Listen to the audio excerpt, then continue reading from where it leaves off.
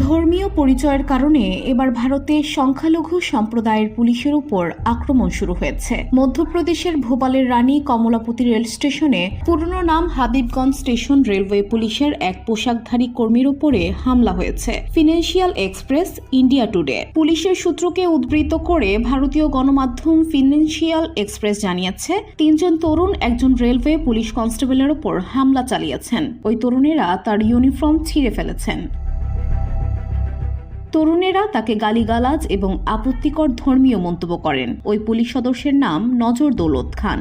গত শনিবার দিবাগত রাত 2টার দিকে এই ঘটনা ঘটে বলে জানা গেছে। পুলিশ অভিযুক্ত তরুণদের মধ্যে একজনকে গ্রেফতার করেছে, বাকি 2 জন এখনো পলাতক। তারা নেশাগ্রস্ত ছিলেন বলে পুলিশ সূত্র জানিয়েছে। স্থানীয় পুলিশ সূত্র জানায়, হেড কনস্টেবল নজর দৌলত এবং তার দল দোকান ও রেস্তোরাঁ বন্ধ করতে স্টেশন চত্বরে গিয়েছিলেন। তারা যখন এ কাজ করেছিলেন তখন নজর দৌলত একটি থেমে থাকা গাড়ির মধ্যে একদল তরুণকে মদ্যপান করতে দেখেন। তিনি তাদের চলে যেতে বললে তর্ক বিতর্ক শুরু হয়। এক পর্যায়ে ওই তরুণেরা ওই পুলিশ সদস্যের ওপর হামলা চালায়। বসুন্ধরা, উত্তরা, বনশ্রী, কুড়িল ও বাড্ডা সহ রাজধানীর বিভিন্ন স্থানে অভিজাত ও অত্যাধুনিক মানের ফ্ল্যাট কেনার এক নির্ভরযোগ্য প্রতিষ্ঠান প্লেজেন্ট প্রপার্টিজ লিমিটেড। তাই আপনার স্বপ্নের আবাসনের জন্য আজই যোগাযোগ করুন। Pleasant Properties Limited, where destiny matches eventually.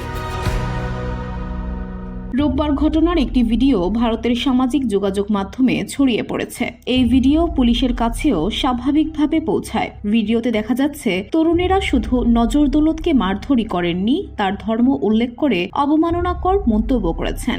Sandeep ও কমল রঘুবংশী নামের নজর দৌলতের অন্য 2 সঙ্গী কনস্টেবল তাকে বাঁচাতে হস্তক্ষেপ করলে অভিযুক্ত তরুণদের একজন তাদের বলে, তোমরা হিন্দু ভাই, তোমরা এখান থেকে সরে যাও। ওই তরুণ আরো বলেন, হিন্দু ভাইয়েরা বুদ্ধিমান আর এই লোক তাদেরই বক্তৃতা দিচ্ছে। রেলওয়ে স্টেশনে আশেপাশের প্রত্যক্ষদর্শীদের রেকর্ড করা ভিডিওতে দেখা যাচ্ছে, মদ্যপ তরুণেরা পুলিশের জিপের দরজা জোর করে খুলছেন এবং কনস্টেবলকে গাড়ির ভিতরে ঢুকে মারধর করছেন।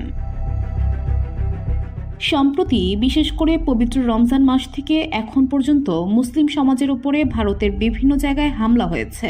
কখনো ধর্মীয় সম্পত্তি, কখনো মাদ্রাসা বা অন্যান্য সংখ্যালঘু সমাজের স্কুল, কখনো তাদের ব্যবসা বাণিজ্য থেকে সাধারণ মানুষের উপরে হামলার ঘটনা প্রবলভাবে বেড়েছে। মুসলিম সম্প্রদায়ের কয়েকজনের মৃত্যু হয়েছে, তবে একজন পুলিশ কর্মীকে বেছে নিয়ে নির্দিষ্টভাবে হামলার ঘটনা সাম্প্রতিক সময়ে সম্ভবত এই প্রথম ঘটল। VOD Bangla news desk.